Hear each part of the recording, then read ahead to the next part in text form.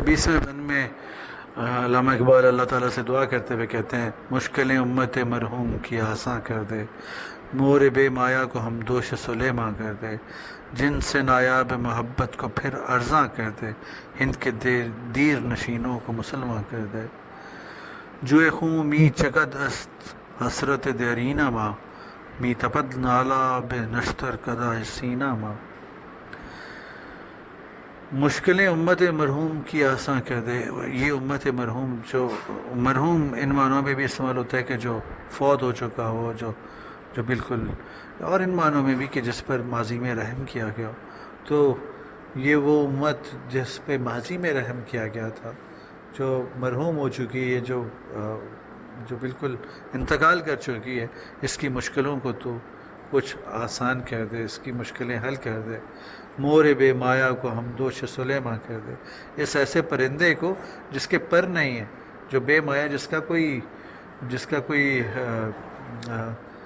سرمایہ نہیں ہے، جس کے پاس کوئی چیز نہیں ہے، اسے ہم دوش سلیماں کر دے، اسے حضرت سلیمان علیہ السلام کے برابر اڑنے کی صلاحیت عطا کر دے،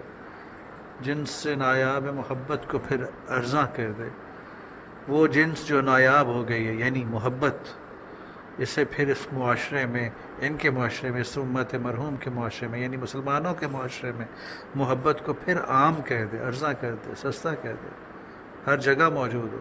ہند کے دیر نشینوں کو مسلمان کر دے۔ اور یہ جو ہندوستان کے مندروں میں بیٹھے ہوئے لوگ ہیں، یعنی وہ جو مندروں میں جو پجاری ہیں، جو یا